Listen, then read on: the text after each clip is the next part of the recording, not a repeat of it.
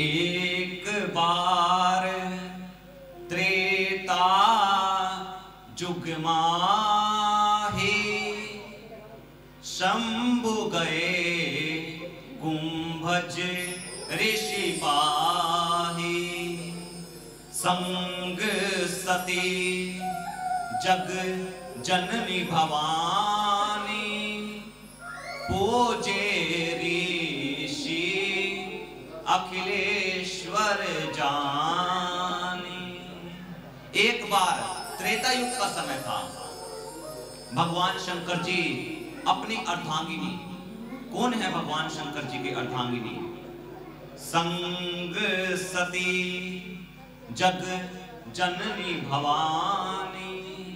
सती मैया के साथ त्रेता युग के समय भगवान शंकर जी कैलाश गिरी पर्वत से दंडकारण्य वन में अगस्त ऋषि के आश्रम में जाते हैं। क्या करने के लिए? श्री राम जी की कथा को सुनने के लिए। अब जैसे ही अगस्त ऋषि के आश्रम में पहुंचे, अगस्त ऋषि ने भगवान शंकर जी को सती मैया के साथ देखा, चरणों में गिर गए, चरणों में गिर के दंडवत प्रणाम किया। अब भगवान जब द्वार पर आ जाए तो क्या मन में आनंद होता है, ये तो देखने के बाद ही पता चलता है।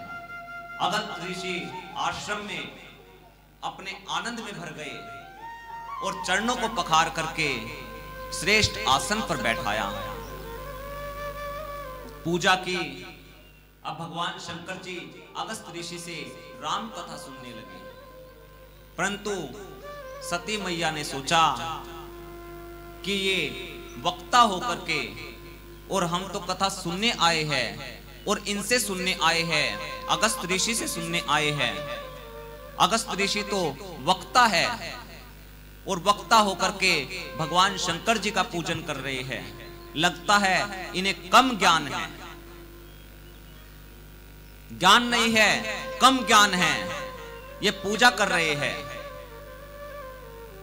ऐसा मन में संशय उत्पन्न किया, परंतु भगवान शंकर जी मन में हर्षित होकर के श्री राम जी की कथा सुन रहे थे।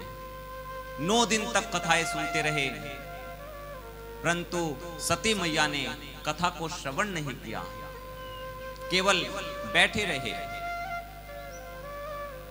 एक बात मैं आपसे निवेदन करूं,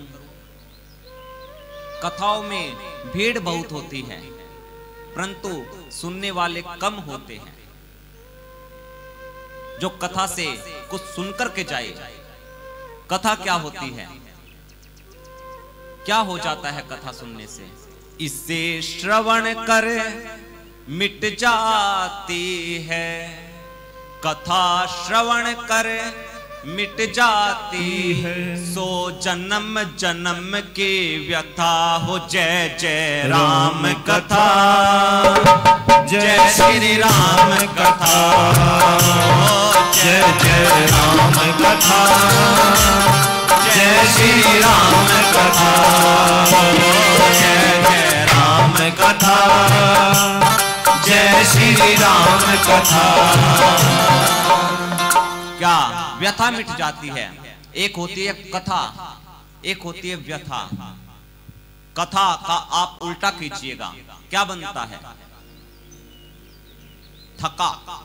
जो इंसान थक जाता है, अगर वो श्री राम जी की कथा की शरण में आ जाए तो सर्व थकान समाप्त हो जाती है। ये श्री राम जी की कथा की महिमा है। और एक होती है व्यथा। व्यथा से इंसान थकता तो नहीं, परंतु जब व्यथा का घड़ा भर जाता है तब इंसान सिर्फ वो अंतिम द्वार, सभी जानते हैं कौन सा द्वार मैं कहने का आपको प्रयास कर रहा हूं, उस अंतिम द्वार पर कथा का उसको प्रभाव नजर नहीं आता कि राम की महिमा क्या है। ये कथा और व्यथा में फर्क है।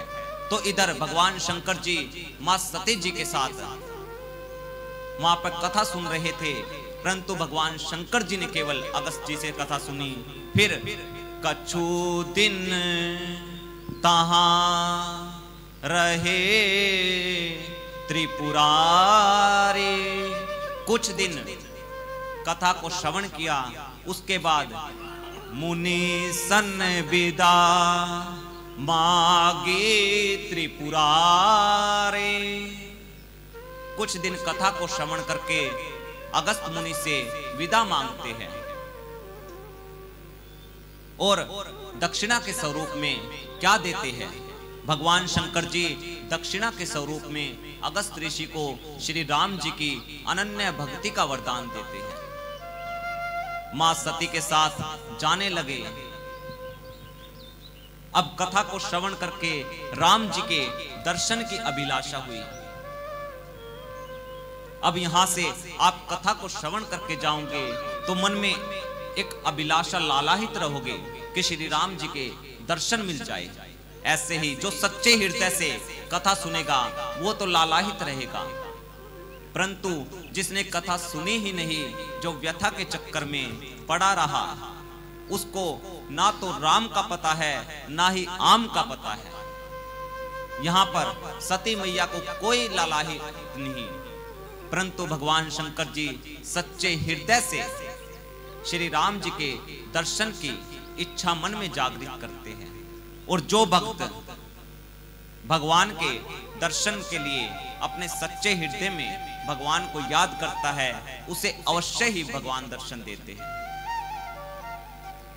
चल दिए मां सती के साथ। उसी समय भगवान शंकर जी मन में सोचते हैं, क्या सोचते हैं कि राम जी तो गुप्त रूप से लीला में हैं, मैं अगर जाऊंगा तो उनकी लीला प्रकट हो जाएगी।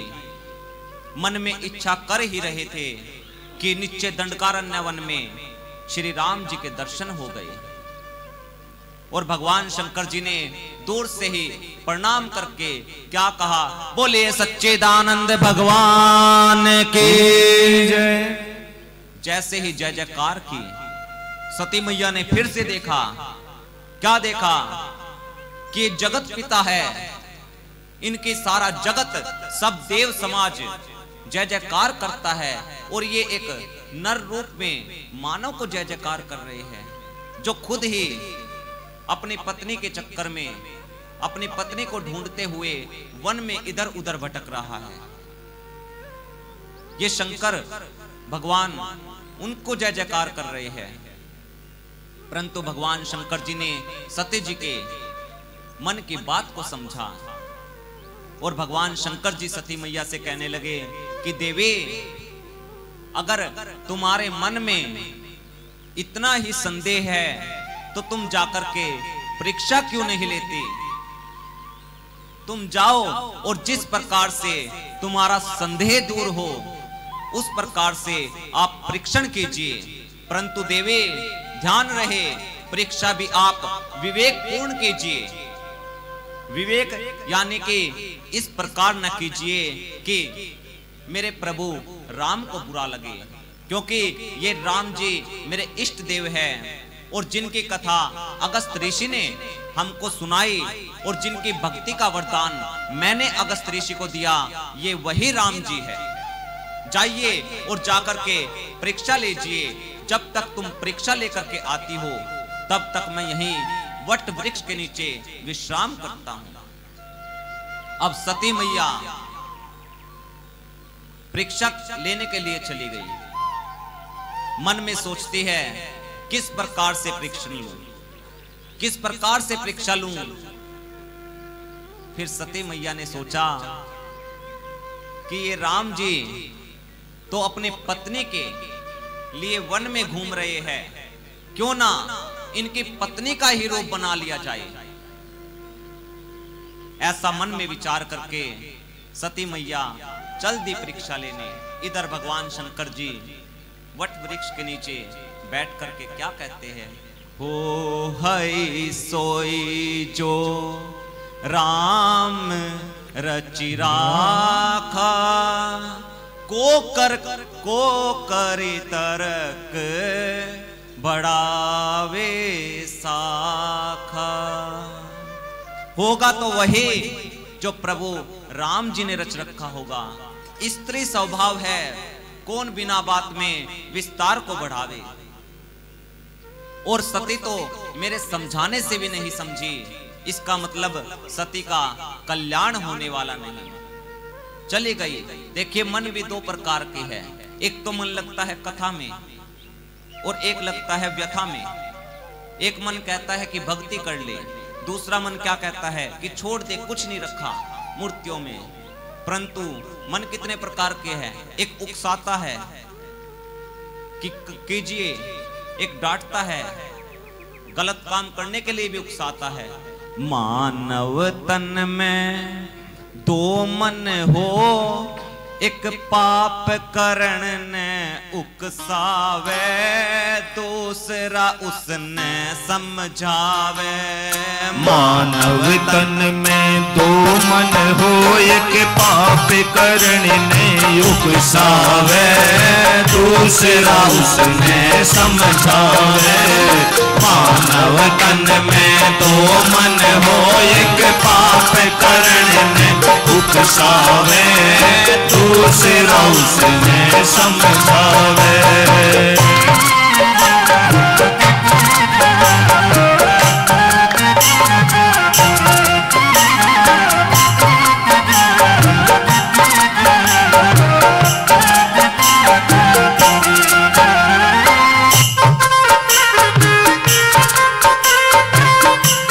एक मन क्या कहता है, पहला मन कहता है कि चोरी कर ले, दूसरा उसको क्या कहता है, नहीं चोरी का धन है ये, मोरी में चले जाएगा। कैसे चला जाएगा? एक मन कहता चोरी कर ले, दूसरा उसने नाटे से। एक मन कहता चोरी कर ले, दूसरा उसने नाटे से। एक मन कहता चोरी कर ले, दूसरा उसने नाटे से। एक मन कहता चोरी कर ले, दूसरा उसने नाटे से। चोरी जैसा पाप नहीं, यूं कह के उसने डांटे से। चोरी जैसा पाप नहीं, यूं कह के उसने डांटे से। चोरी का धन जा मोरी में, हाथ तेरे ना कुछ आवे, यूं कह के न समझावे। चोरी का धन जा मोरी में, हाथ तेरे ना कुछ आवे, यूं कह के न समझावे। मानव तन में दो मन हो, एक पाप करण में उकसावे, दूसरा उसने समझावे।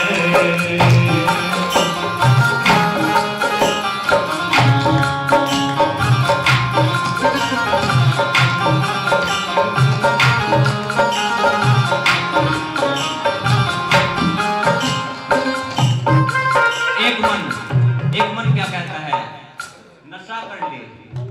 एक मन कहता है नशा कर ले, दूसरा क्या कहता है, ये नशा नाश की जड़ हो।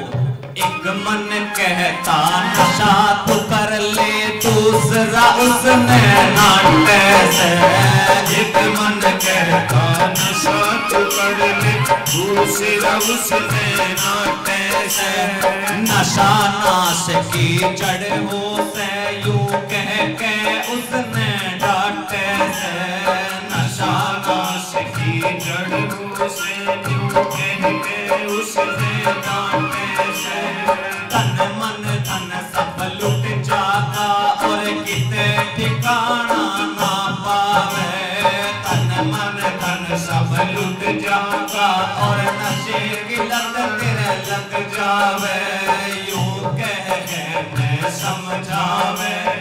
मानव तन में दो मन हो, एक पाप करण में उकसावे, दूसरा उसने समझावे।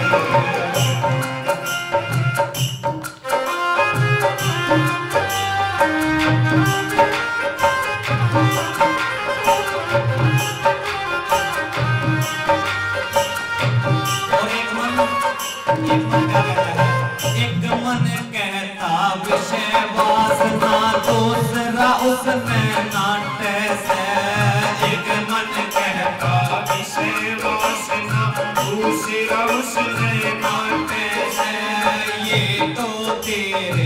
पक्के दुश्मन यूं कह कहने डांटे से, ये तो मेरे पक्के दुश्मन यूं कह कहने डांटे से, जिंदगी तेरी हो जन रख तन किते ठिकाना ना पावे, यूं कह कहने समझावे, जिंदगी हो जावे नरक तन किते ठिकाना ना पावे, यूं कह कहने समझावे। मानव तन में दो मन हो एक पाप करने में उकसावे, दूसरा उसने समझावे।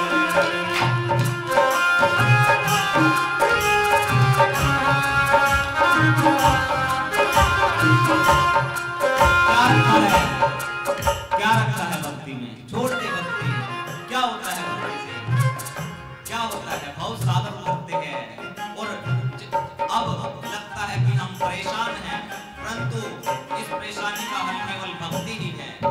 एक मन कहता भक्ति कर ले, दूसरा उसमें नाटे से, एक मन कहता भक्ति कर ले, दूसरा उसमें नाटे से, एक मन कहता भक्ति तज दे, दूसरा उसमें नाटे से, एक मन कहता भक्ति तज दे, दूसरा उसमें नाटे से, भक्ति के भव साकर तिरछायु कह कहने डांटे से, भक्ति के भव साकर तिरछायु कह कहने डांटे से, हरे कृष्ण उस मन की मान तू जो रसता सही तन दिखलावे, हरे कृष्ण उस मन की मान तू रसता सही तन दिखलावे, यूं कह के मैं समझावे। मानव तन में दो मन हो एक पाप करन उकसावे, दूसरा उसने समझावे। मानव तन में दो मन हो एक पाप करन उकसावे, दूसरा उसने समझावे। दो मन होते हैं नहीं, चंचल है मन। मां सती का भी मन चंचल है कि एक बार परीक्षा जरूर लूंगी, क्या ये भगवान हो सकते हैं? गए सीता मैया का रूप बना करके श्री राम जी के सामने, मेरे प्रभु मां सीता जी की खोज कर रहे हैं वनों में, और जाकर के क्या किया? भगवान श्री राम जी के आगे आगे चलने लगी सीता मैया का रूप। अब लक्ष्मण जी ने देखा, लक्ष्मण जी क्या बोले? भैया नकली भाभी। पहचान गए। कैसे पहचान गए? कैसे पहचाना होगा? क्योंकि मां सीता हमेशा श्री राम जी के पीछे पीछे चलती थी, और यहाँ सती जी सीता मैया का रूप बना करके आगे आगे चलने लगी। तभी लक्ष्मण ने आवाज लगाई कि भैया ये तो नकली भाभी है। अब राम जी ने पहचाना और हाथ जोड़ करके पिता के नाम से ही प्रणाम किया कि मैया मैं अयोध्या के राजा दशरथ जी का पुत्र राम, और ये मेरे छोटे भाई लक्ष्मण हैं। और मैया एक बात बताओ, आप यहाँ अकेले वन में क्या कर रही हो? आपको पता नहीं मैंने वन में अपनी पत्नी को छोड़ा था, हरण हो गया। अकेली वन में क्या कर रही हो? वृषकेतु कहाँ है? वृषकेतु कौन? बाबा कहाँ है? मेरे शंकर कहाँ हैं? सती मैया डर गई कि पहचान लिया, पकड़ी गई। मन में डर के मारी कुछ कह नहीं पा रही, आंख बंद की और चल दी वापिस। कहां चली? भगवान शंकर जी के पास। इस प्रकार की स्थिति देख करके राम जी ने अपनी माया को प्रेरित किया। क्या प्रेरित किया? कि सती मैया डर गई है। भगवान शंकर जी सत्य को जाकर के सत्य ना बोले। क्यों ना बोले सत्य? क्योंकि भगवान शंकर जी यह सह नहीं पाएंगे कि ये सब गलत किया सती ने, सह नहीं पाएंगे। इसलिए श्री राम जी ने अपनी माया को प्रेरित किया। अब सती मैया चल दी। क्या देखा बीच में रास्ते में? राम जी सीता के सहित अनेकों रूप देखे। वहां पे अपने आप को भी देखा, भगवान शंकर जी को देखा, सभी देवगणों को देखा।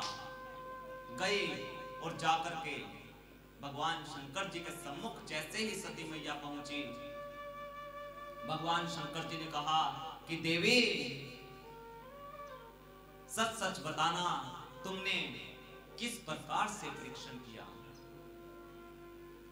सती मैया कहने लगी कि स्वामी, जो आप कहोगे क्या वो झूठ हो सकता है? एक बात कहूं स्वामी, आपकी बात झूठी नहीं हो सकती। और जिस प्रकार से दूर से आपने प्रणाम किया, इसी प्रकार से कछु ने परीक्षा लीन गोसाई, करहि प्रणाम तुम्हारे ही नाई। कछु नहीं परीक्षा लीन गोसाई, कुछ भी परीक्षा ली ही नहीं। बस क्या किया, आपकी तरह ही दूर से प्रणाम करके आपके पास चली आई। अब भगवान शंकर जी ने ये माना नहीं। तब शंकर देखे धरि ध्याना। भगवान शंकर जी ध्यान लगा करके देखते हैं। क्या देखते हैं? जो सती मैया ने चरित्र किया था, मां सीता का रूप बना करके मेरे प्रभु राम जी के परीक्षा ली थी, वो सब चरित्र सती मैया का भगवान शंकर जी देखते हैं। मन में बड़ा ही विषाद हुआ। क्यों विषाद हुआ? क्योंकि भगवान शंकर जी सीता जी को अपनी मां के रूप में देखते हैं। और फिर श्री राम जी की उस माया को प्रणाम किया भगवान शंकर जी ने, जिस माया ने सती के मुख से झूठ कहलवाया था। प्रणाम करके मन में सोचा कि सती पवित्र है, छोड़ते भी नहीं बनता, और सती ने मेरी मां सीता का रूप धारण कर लिया, इसलिए सती के साथ मैं कभी शारीरिक भेंट भी नहीं कर सकता। आज के बाद मैं अपने मन में संकल्प करता हूं कि आज के बाद मैं सती से शारीरिक भेंट कदापि नहीं करूंगा। मन से सती मैया का त्याग कर दिया भगवान शंकर जी ने, और कुछ भी नहीं बताया। जाकर के आकाशवाणी ने भगवान शंकर जी की जय जयकार की कि आपके समान रघुनाथ जी का कोई भगत नहीं हो सकता। अब चल दी सती मैया पूछती रही कि प्रभु आपने क्या संकल्प कर लिया जो आपकी आकाशवाणी जय जयकार कर रही है? परंतु भगवान शंकर जी ने कुछ भी नहीं बताया।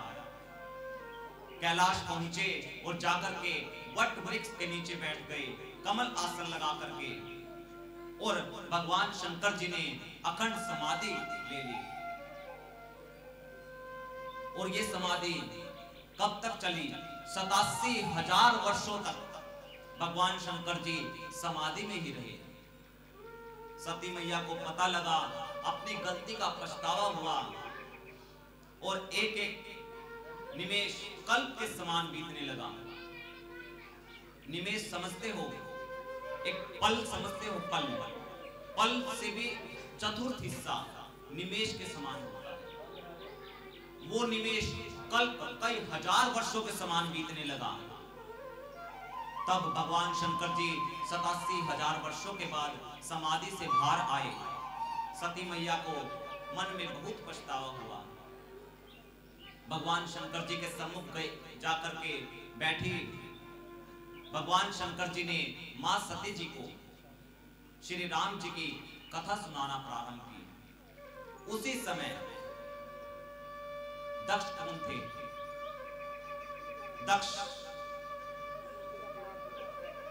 दक्ष सती जी के पिता थे और दक्ष प्रजापति, सभी प्रजापतियों का नायक दक्ष को बना दिया ब्रह्मा जी ने। अब यहां लगा लीजिए कि सभी सरपंचों का एक सरपंच होता है तो उसे भी अभिमान हो जाता है कि मैं तो सभी का हेड बन गया। इसी प्रकार से दक्ष को सभी प्रजापतियों का नायक घोषित कर दिया ब्रह्मा जी ने। जैसे ही दक्ष नायक बना, अभिमान आ गया कि मैं तो सबसे बड़ा हूं, तो दक्ष ने एक यज्ञ की रचना की। उस यज्ञ में सभी देवी देवताओं को बुलवाया, परंतु 3 को नहीं बुलवाया। किन किन को? भगवान शंकर जी, ब्रह्मा जी और विष्णु जी, तीनों भगवानों को नहीं बुलवाया और सती मैया को भी नहीं बुलवाया, अपनी पुत्री को भी नहीं बुलवाया और सारी पुत्रियों को बुलवा लिया। और ये यज्ञ कहां हुआ? हरिद्वार में कनखल सुना है? कनखल में दक्ष ने यज्ञ की रचना की। अब सब देवी देवता विमान सजा सजा करके कैलाश के ऊपर से जाने लगे। बाईपास से नहीं गए, जाना होता तो दूर से भी जा सकते थे, परंतु कैलाश के ऊपर से इसलिए गए ताकि भगवान शंकर देख सके कि आपको नहीं बुलवाया और हम जा रहे हैं वहां पर। अब सती जी ने देखा कि ये सब देवी देवता कहां जा रहे हैं विमान सजा सजा करके। पूछने लगी भगवान शंकर जी से कि स्वामी, ये सब देवता कहां जा रहे हैं आज? भगवान शंकर जी ने कहा कि देवी,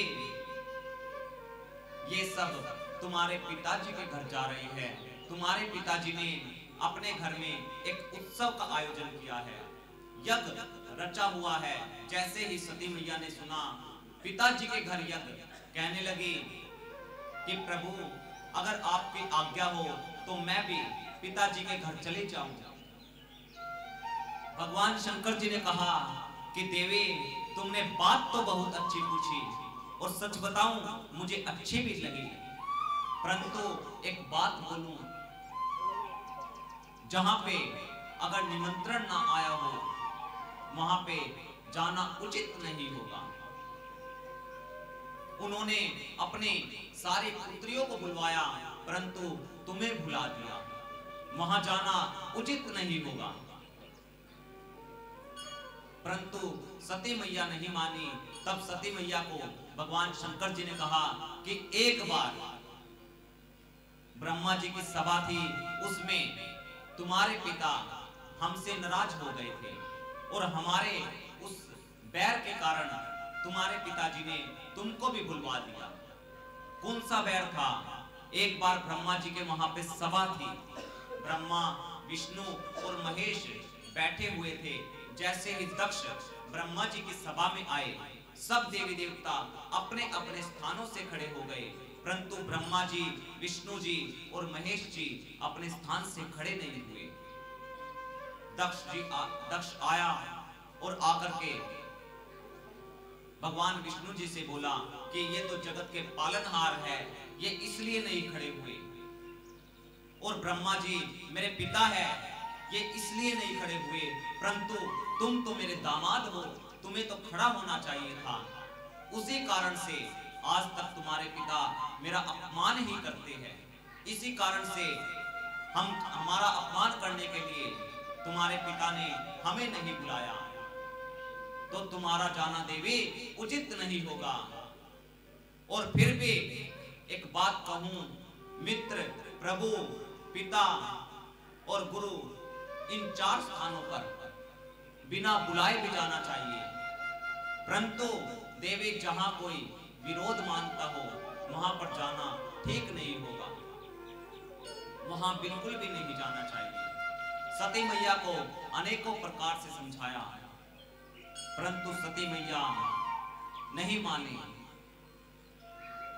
शिव जी से कहने लगी सती महारानी पिता घर जाने की आज्ञा दो स्वामी, पिता घर जाने की आज्ञा दो स्वामी। शिव जी से कहने लगी सती महारानी, शिव जी से कहने लगी सती महारानी।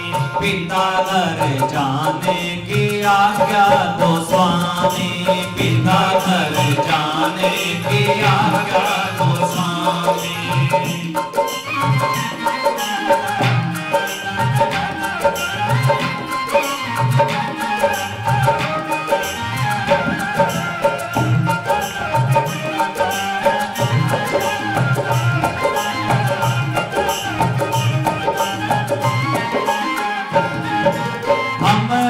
पिताजी ने यज्ञ रचाया, हमारे पिताजी ने यज्ञ रचाया। सब देवों को निमंत्रण भिजवाया, सब देवों को निमंत्रण भिजवाया। जाने की आज्ञा तो ओ बोले स्वामी, जाने की आज्ञा तो ओ भोले स्वामी। पिता घर जाने की आज्ञा दो स्वामी, पिता घर जाने की आज्ञा दो स्वामी। शंकर जी से कहने लगे सती महारानी, शंकर जी से कहने लगी सती महारानी। पिता घर जाने की आज्ञा दो स्वामी, पिता घर जाने की आज्ञा दो स्वामी।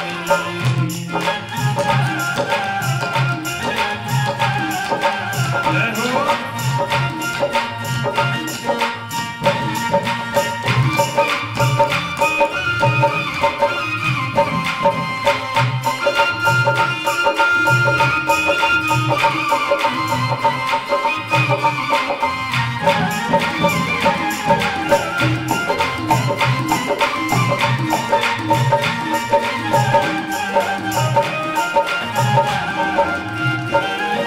शिव जी ने मना किया सती नहीं मानी, शिव जी ने मना किया सती नहीं मानी। कर 16 सिंगार चले महारानी, कर 16 सिंगार चले महारानी। कर्मों की रेखा किसी ने ना जानी, कर्मों की रेखा किसी ने न जानी। पिता घर जाने की आज्ञा दो स्वामी, पिता घर जाने की आज्ञा दो स्वामी। शंकर जी से कहने लगे सती महारानी, शंकर जी से कहने लगी सती महारानी। पिता घर जाने की आज्ञा दो स्वामी, पिता घर जाने की आज्ञा दो स्वामी। चली सती मैया चली है, परंतु जाकर के किसी ने भी सती मैया से बात तक नहीं की। किसने बात की? केवल सती मैया की माता जी, जिनका नाम था परसूती, उनकी मैया ने केवल हृदय से लगा करके सती जी से मुलाकात की, अन्यथा उसकी जो बहनें थी वो भी हंस हंस करके बातें की। अब एक बात लगाइए, यहाँ पर बहन बड़ी ही मुस्कुरा करके मिली। अब कोई चला जाए, एक तो कहे कि आइए, आ गए, एक कहे बड़ा ही हंस करके और तुम भी आ गए, तुम भी आ गए। ऐसे मुस्कुरा करके मिली। फिर सती मैया ने देखा कि यज्ञ में मेरे पति भगवान शंकर जी का कोई स्थान नहीं है। अब सती मैया माता परसूती जी की आज्ञा लेकर के यज्ञ मंडप की परिक्रमा करने लगी। परिक्रमा की देखा कोई रुद्र का स्थान नहीं बना हुआ। सती मैया को क्रोध आ गया और मां का आवेश इतना बढ़ गया। राम सुनहि सभासद सकल मुनिंदा, कहे सुनी जिन शंकर निंदा।